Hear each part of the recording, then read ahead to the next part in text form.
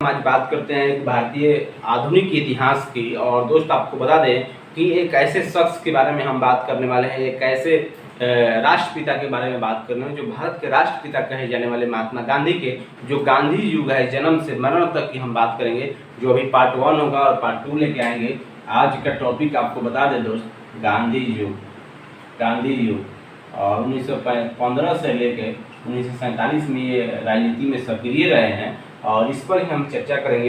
क्यों चर्चा करेंगे? क्योंकि यहाँ से सवाल MTS, SSC, रेलवे से लेकर UPSC, BPSC तक के सवाल पूछे जाते हैं। जैसे एक सवाल पूछ दिया था BPSC में पिछले साल कि महात्मा गांधी की जो शिक्षा दीक्षा थी वो किस कॉलेज में हुआ था। तो ऐसे सवाल जब पूछे जाते हैं तो उनके गृहस्थ जीवन से लेके उनके पूरे फैमिली से लेके उनके बारे में पढ़ना आवश्यक हो जाता है, क्योंकि गांधी जी कहाँ पढ़े, कहाँ वकील करे, कहाँ केस लड़ने गए, कब आए कब नहीं आए। ऐसे ऐसे सवाल जब पूछे जाते हैं तो फिर लाजमी हो जाता है कि गांधी के बारे में और चीज़ें जानना भी जरूरी हो जाता है। जैसे आपसे पिछले सवाल में एक एग्जाम में पूछ रहे थे कि गांधी जी कितने साल अफ्रीका में जीवन बिताए, उसके बाद कितने साल के बाद वापस आए, कितने साल आप बताओ दोस्त। 1893 में गए, 1915 में आए, ये जोड़ना है, जोड़ के फिर बताना है। तो ऐसे सवाल जब पूछ दिए तो गांधी युग को पढ़ना बहुत जरूरी होता है। जैसे जन्म से मरण तक हम इनकी जानकारी रखेंगे, जन्म से मरण तक।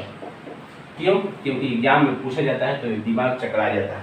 आइए आज बात करते हैं गांधी जी के जन्म की। अगर दोस्त बात कर लेते हैं जन्म, तो ये सभी बच्चों को पता होगा 2 अक्टूबर 1869 को इनकी जन्म हुआ था। ये सभी व्यक्ति को पता है, जो भी पढ़ने लिखने वाले हैं, जो नहीं भी पढ़ने लिखने वाले हैं उनको भी थोड़ा बहुत पता होगा।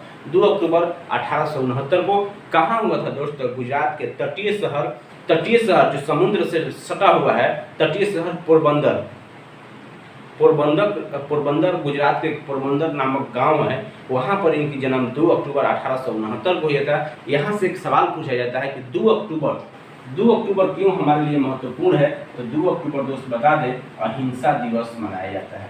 अहिंसा दिवस, पॉइंट टू पॉइंट नोट करते जाओ। यहाँ से एक सवाल यहाँ से बन सकता है कि 2 अक्टूबर अंतर्राष्ट्रीय अहिंसा दिवस के रूप में मनाया जाता है। अंतर्राष्ट्रीय, न कि राष्ट्रीय, अंतर्राष्ट्रीय अहिंसा दिवस। यहाँ से एक सवाल आपको बनेगा। नेक्स्ट पर अगर बात करते हैं, नेक्स्ट तो उनके पिताजी का नाम था करमचंद गांधी। पिताजी का नाम क्या था? करमचंद गांधी। पिता का अगर नाम आपको बता दें, करमचंद गांधी। और वही माता की नाम बता दें, हाँ, तो माता का नाम पुतली बाई। कोई भाई कभी कस्तूरबा गांधी बोलता है, कभी कुछ, लेकिन याद रखिए पुतली बाई उनके पत्नी का माता का नाम था पुतली बाई। और इनकी पत्नी की अगर बात करें, इनकी पत्नी का नाम, तो गांधी जी का पत्नी का नाम हो गया कस्तूरबा गांधी ये ऐड किया हुआ है, कस्तूरबा गांधी। इनकी शादी की बात करें तो 1869 में जब जन्म हुई थी, इनकी शादी कब हुई थी? तो 1883 में इनकी शादी हो चुकी। शादी कब हुई? 1883 में। ये सवाल पूछा जा सकता है कि गांधी जी की शादी कब हुई। सवाल तो कुछ भी पूछा जा सकता है, बस बच्चों को आंसर देना भैया। तो 1883 में अगर बात कर लेते हैं कि ये जब एक आम नागरिक थे, एक आम आदमी थे, तो इनको इतनी राजनीतिक में आने की फिर जरूरत क्यों पड़ी? ये क्यों ऐसा सोचे कि नहीं, हमको भारत के स्वतंत्रता में शामिल होना है, भारत को आज़ाद कराना है? क्यों ऐसा? तो इनके एक राजनीतिक गुरु थे गोपाल कृष्ण गोखले जी। भारत अफ्रीका से जब भारत वापस आए, भारत लाने का काम हमारे गोपाल कृष्ण गोखले जी को ही जाता है। अगर गोखले नहीं होते तो गांधी जी कहीं और होते, ऐसा भी कहा जा सकता है। तो भारत लाने का काम गोपाल कृष्ण गोखले जी ने किया था। और ये इनके राजनीतिक गुरु जो थे गोपाल कृष्ण गोखले थे, जो सर्वेंट सोसाइटी ऑफ इंडिया के संस्थापक माने जाते हैं। गोपाल कृष्ण गोखले जो 1905 में उनकी स्थापना किया था। राजनीतिक गुरु गोपाल कृष्ण गोखले ये राजनीतिक गुरु माने जाते हैं। और इनसे एक सवाल पूछा जाता है गोपाल कृष्ण गोखले से कि सर्वेंट सोसाइटी ऑफ इंडिया की स्थापना किसने किया था? तो गोपाल कृष्ण गोखले ने किया था। कब किया था? तो 1905 में किया था। और आगे बात कर लेते हैं गृहस्थ जीवन के। गांधी जी के जो भी गृहस्थ जीवन है, कितने बेटे थे, कितनी बेटी थी, तो दोस्त आपको बता दें, ऐसे तो उनके 5 बेटे थे। गांधी जी के 5 बेटे थे और एक बेटी जो एडॉप्टेड बेटी थी, वो की गोद लिया हुआ बेटी थी, जिसका नाम था लक्ष्मी। ये पूरी की पूरी मैं दोस्त बता रहा हूँ, ये बहुत निचोड़ कर लाया हूँ, बहुत ही खोज लाया हूँ ये सब पॉइंट। क्यों? क्योंकि जब सवाल पूछा जाता है पीसीएस लेवल पर ना, तो ऐसे ही खोज पूछा जाता है कि महात्मा गांधी की जो एडॉप्टेड बेटी थी, उस बेटी का नाम क्या है। तो कन्फ्यूजन होना ही होना है। उस बेटी का नाम है लक्ष्मी। और दोस्त आपको बता दें, गृहस्थ जीवन में अगर बात कर लेते हैं, यहाँ से गृहस्थ जीवन चलता है, तो इनको 5 बेटे थे, 5 बेटे प्लस एक एडॉप्टेड बेटी, बेटी नहीं एडॉप्टेड बेटी थी, इसका नाम था लक्ष्मी। ठीक है, ये लक्ष्मी नाम था। और गृहस्थ जीवन की बात करें तो एक बेटा का जो जन्म होता है ना, एक बेटा का जो जन्म होता है, देखिए 1883 में शादी हो चुकी है, 2 साल के बाद इनके पहले बेटा का जन्म होता है, 2 साल के बाद मतलब 1885 में। लेकिन किसी कारणवश उसकी मृत्यु हो जाती है, उस बेटे की किसी कारणवश 1885 में जन्म होती है, लेकिन कुछ ही वर्ष के बाद, कुछ ही टाइम के बाद उस बच्चे की मृत्यु हो जाता है। सेकंड बच्चा का फिर जन्म होता है, आपको बता दें 1800 समथिंग में सेकंड बच्चा का जन्म होता होगा, और 1887 ऐसे कुछ करके इसका नाम था, आपको बता दें 1887 में जो सेकंड बच्चा था ना, जिसका नाम था हरिलाल इसका नाम होता है। और यही बड़ा बेटा माना जाएगा। क्यों? क्योंकि इसका तो मृत्यु हो चुका है ना 1887 में। अगर थर्ड की अगर दोस्त बात कर लेते हैं, तीसरा बच्चा का भी जन्म होता है, और तीसरा बच्चा 1892 में होता है, 1892, जिसका नाम है मणिलाल। 1892 नाम है मणिलाल। ठीक है, मणिलाल। चौथा का जन्म होता है, चौथा बच्चा रामदास, जिसका जन्म कब होता है 1897 में। और जब से छोटा, सबसे जो छोटा बेटा था देवदास। ठीक है, तो ये सब जो बेटे का जन्म होता है ना, हरिलाल, मणिलाल और रामदास, देवदास का जन्म होता है 1900 ईस्वी में। और ये इनकी गृहस्थ जो जीवन थी ऐसे ही चलता था, लेकिन किसी कारणवश इनको अफ्रीका भी जाना है, वकील थे, सब कुछ थे। तो इनके जो गृहस्थ जीवन है, गृहस्थ जीवन के बारे में मैं बता दिया कि 5वां जो बेटा था देवदास 1900 में, रामदास 97, 92, मणिलाल 87, हरिलाल 85 में उस बच्चे की मृत्यु हो गई थी। तो आइए अब नेक्स्ट पे बात कर लेते हैं। नेक्स्ट बात कर लेते हैं कि इनको अब जाना पड़ा कहाँ? अफ्रीका इनको जाना पड़ा। क्यों जाना पड़ा? तो एक व्यापारी थे दादा अब्दुल्ला के माने जाते हैं कानूनी सलाहकार भी उसको कह सकते हैं, क्योंकि उनको केस लड़ने के लिए उनको 1893 में एक केस के सिलसिले में उनको अफ्रीका जाना पड़ा। दादा अब्दुल्ला के जो व्यापारी थे उनके कानूनी सलाहकार बन गए। वहाँ जैसे ही गए ना अफ्रीका में, तो वहाँ देखा कि एक अलग तरह की नस्ल भेद की सामना करना पड़ता है। गोरी चमड़े वाले, काला चमड़े वाले, ऐसे करके नस्ल भेद की वहाँ पर बहुत भेदभाव है। अब सोच सकते हैं आप, जैसे ही ये गए, इनको स्टेशन से फेंक दिया गया, रेलवे से फेंक दिया गया स्टेशन पर। ऐसे बहुत सारे ताने से 24 साल की उम्र में, 24 साल वहाँ पर बिताने के बाद अफ्रीका में केस लड़े, आंदोलन किए, आंदोलन एक से एक आंदोलन किए। आंदोलन के बारे में हम आपको बता दें कि 1893 में करीब पहुँच गए। जैसे ही 1893 में ये अफ्रीका पहुँचते हैं, कहाँ? अफ्रीका जाते हैं केस के सिलसिले में। अफ्रीका 1893 में, 1800 जैसे ही पहुँचे 1894 में नटाल इंडियन कांग्रेस की स्थापना कर दिया। नटाल इंडियन कांग्रेस की स्थापना किसने किया? तो ये गांधी जी ने किया था, नटाल इंडियन कांग्रेस। याद रखिए, नटाल इंडियन कांग्रेस। कहाँ? तो अफ्रीका में। यहाँ से सवाल बहुत महत्वपूर्ण पॉइंट टू पॉइंट मैं आपको बता रहा हूँ। और नेक्स्ट पर अगर बात करें, 1894 के बाद भी इनकी स्थिति और बदली, और आता है 1903 का। ये कभी इंडिया आते हैं, कभी अफ्रीका जाते हैं, मतलब इनका सिलसिला चालू रहता है। फिर आता है 1903 का टाइम, जब एक पेपर इन्होंने पब्लिश किया, द इंडियन ओपिनियन की शुरुआत किसने किया था? 1903 में ये इंडियन ओपिनियन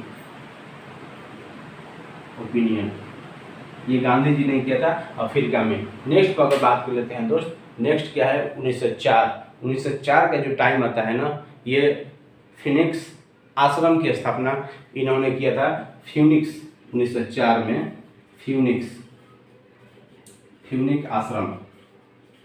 आश्रम की स्थापना ये गांधी जी ने किया था 1904 में। नेक्स्ट 1905 की बात कर लेते हैं, 1906 की बात कर लेते हैं। तो 1905, 1906, 1905 का हम बता दें कि सर्वेंट सोसाइटी ऑफ इंडिया की स्थापना किसने किया था? ये गोपाल कृष्ण गोखले ने किया था। 1906 आ जाओ, 1906 ही बहुत महत्वपूर्ण है। गांधी जी का पहला सत्याग्रह आंदोलन शुरू किया था 1906 में। ये कहाँ किया था? तो ये किया था अफ्रीका में। पहला सत्याग्रह आंदोलन ये कहाँ शुरू किया गया था दोस्त? ये अफ्रीका में ही शुरू किया गया था। यहीं से उनकी शुरुआत हो चुकी है और यहीं से राजनीति में उन्होंने अपना पहला कदम रख दिया है। 1906 में जो पहला सत्याग्रह लोगों के विरुद्ध, उनके विचारों के विरुद्ध, उनके नस्ल भेद की सामना करने के लिए ये आंदोलन चालू होता है, पहला सत्याग्रह आंदोलन। तो दोस्त आपको बता दें इसके बाद भी अभी दुनिया है। और आइए हम नेक्स्ट पे बात कर लेते हैं दोस्त। ये पॉइंट आप लिख लिए होंगे और नेक्स्ट पॉइंट पे बात कर लेते हैं। आता है टाइम 1909 का टाइम आता है। एक यहाँ से और एक पब्लिश होता है हिंद स्वराज 1909। हिंद स्वराज किताब इन्होंने पब्लिश किया, जिस किताब का नाम था हिंद स्वराज। ये सब पॉइंट याद करने वाला है। हिंद स्वराज पुस्तक गांधी जी ने 1909 में। नेक्स्ट बात करते हैं 9 जनवरी। वो टाइम आ चुका है जब भारत में उथल पुथल मचेगा। अब 1909 के बाद मेन एक पॉइंट आता है 1915। 9 जनवरी 1915 ही वो दिन है जब भारत में लौटते हैं। और भारत अफ्रीका छोड़कर जब भारत लौटते हैं तो उनको अंग्रेजों के द्वारा कैसर-ए-हिंद की उपाधि दी जाती है। जब भारत इन्होंने लौटा 21 साल गुजारने के बाद 1893 में गए और 21 साल कम से कम 1893 और 700 और 15 मतलब 22 साल के बिताने के बाद जब 1915 में ये भारत लौटते हैं तो अंग्रेजों के द्वारा ये कैसर-ए-हिंद की उपाधि दी जाती है। क्यों दी जाती है? तो ये पॉइंट टू नोट मिलॉट कि अफ्रीका में एम्बुलेंस सेवा के लिए अंग्रेजों द्वारा उस टाइम का जो गवर्नर जनरल थे भारत में, लॉर्ड हार्डिंग के द्वारा इनको एक कैसर-ए-हिंद की उपाधि दिया जाता है। जो गांधी जी एक टाइम जब आएगा तो गांधी जी उसको भी वापस कर देंगे जब एक टाइम आएगा, मैं आगे बताऊँगा। तो 21 साल गुजारने के बाद 1915 में ये कैसर-ए-हिंद को उपाधि लेते हैं, इंडिया में एंट्री करते हैं। 1916 आता है, गांधी जी ने पूरे भारत की दौरा करते हैं 15 से 16 के बीच में। कहाँ क्या लूपहोल है, कहाँ कैसे क्या करना है, क्योंकि इनको 21 साल की एक्सपीरियंस तजुर्बा हो चुका था कि आंदोलन को कैसे आगे बढ़ाना है। 1916 का टाइम आता है, गांधी जी ने अहमदाबाद के पास साबरमती आश्रम की स्थापना कर देते हैं कि हम वहीं रहेंगे और वहीं से अपना दुनियादारी जो भी है समझेंगे। और गांधी जी अहमदाबाद के पास साबरमती आश्रम की स्थापना कर देते हैं। और नेक्स्ट पर बात कर लेते हैं, जैसे ही 16 में साबरमती आश्रम की स्थापना होती है दोस्त, साबरमती आश्रम, ये सवाल पूछा जाता है कि साबरमती आश्रम की स्थापना कब हुआ था? आता है वो दिन 1917 और बिहार के चंपारण जिला 3 कठिया मजदूर 3/20 और इसको बोलते हैं नील की खेती के विरुद्ध। आपको याद होगा नील की खेती के विरुद्ध, ठीक है। और ये चंपारण सत्याग्रह स्टार्ट होता है। जो भारत में पहली सत्याग्रह कब हुआ था? भारत में अगर गांधी जी का पहला सत्याग्रह पूछा जाए तो 1906 में अफ्रीका में। लेकिन अगर भारत की सत्याग्रह की बात करें कि भारत में गांधी जी का सत्याग्रह कब चालू होता है तो 1917 में बिहार के चंपारण जिले में नील की खेती के विरोध में, जिसको बोलते हैं 3 कठिया प्रणाली। 3 कठिया प्रणाली क्या है कि 20 कट्ठा में आपको 3 कट्ठा नील की खेती करना अनिवार्य कर दिया था अंग्रेजों ने। और नील की खेती करने से क्या होता है कि उस जमीन की, उस धरती की, उस खेत की उर्वरा शक्ति कम हो जाती थी और कम होने के नाते किसानों को लॉस हो जाता था। और लॉस अंग्रेज तो सहेंगे नहीं और अंग्रेजों को चाहिए कि कंपलसरी आपको 20 कट्ठा में 3 कट्ठा सभी व्यक्तियों को नील की खेती करना अनिवार्य कर दिया था। इसके उपलक्ष्य में गांधी जी को पता चला, गांधी जी को वहाँ पर राजकुमार शुक्ल, डॉक्टर राजेंद्र प्रसाद, बहुत सारे व्यक्तियों ने उनको आमंत्रित किया चंपारण जिला में, और चंपारण जिला में उन्होंने अपना पहला सत्याग्रह को चालू किया और इस पे सफलता मिला उनको। नील की खेती के विरोध में उनको सफलता मिला। अंग्रेजों ने अपना माना बात और इसको वापस लिया, और यहाँ से 1918 आता है, जिससे अहमदाबाद में मिल मजदूरों के साथ भूख हड़ताल। 1918 में खेड़ा में मिल मालिकों के विरोध में आंदोलन, गुजरात के अहमदाबाद में दो धड़ाधड़ आंदोलन चालू हो गया। 17, 18, 19 में फिर आपको आ गया खिलाफत आंदोलन। फिर 1919 में वही रॉलेट एक्ट को पारित कर दिया ब्रिटिश ने, जिसको काला कानून, बिना वकील बिना दलील कहा जाता था। फिर 1919 में जलियांवाला बाग हत्याकांड हो गया। फिर 1920 आया। फिर 1920 में असहयोग आंदोलन। जैसे ही असहयोग आंदोलन चालू हुआ देश के अंदर 1922 तक पहुंचा। चौरा चौरी हत्याकांड हो चुका 5 फरवरी 1922 को, जो कांड यूपी में। और जैसे ही दोस्त आपको बता दें कि चौरा चौरी कांड हुआ, जिसमें एक थाने में दरोगा सहित सिपाहियों को जलाकर भून डाला गया, और उसके विरोध में, उसके शोक में गांधी जी ने असहयोग आंदोलन को वापस ले लिया। फिर आता है टाइम 1922 के बाद 1930 सविनय अवज्ञा आंदोलन। फिर तरह तरह के जो आंदोलन है चलते रहा। फिर गोलमेज सम्मेलन हुआ तरह तरह के 1930 से 31 के बीच में जो गोलमेज सम्मेलन हुआ, 3 बार सम्मेलन हुआ। फिर साइमन कमीशन आया, लाला लाजपत राय को लाठी से मारा गया। तो इस जो आंदोलन थे ना, ये कंटिन्यू हो रहे थे। एक ऐसा टाइम आता है जो 1947 में भारत को आज़ादी देना पड़ता है, क्योंकि इसी में लोग शहीद भी हो रहे थे, जैसे भगत सिंह, राजगुरु, सुखदेव, ये सभी के सभी निकल चले थे। गांधी जी एक ऐसा व्यक्ति जो डटे रहे। और दोस्त आपको बता दें कि जो भी हो उस टाइम के समय के अनुसार गांधी जी ने जो भी है अपना सहयोग दिया, जो भी है। और आइए अब नेक्स्ट पे बात कर देते हैं। पार्ट 2 में बात करेंगे हम विधिवत 1917 के बाद ये पार्ट 2 चलेगा। और पार्ट 2 आपको बता दें, पार्ट 2 नेक्स्ट क्लास में आएगा। जो ये पार्ट 1 था, पार्ट 1 था, और ये पार्ट 2 में हम मिलेंगे नेक्स्ट क्लास में। तब तक आप बने रहिए। जय हिंद।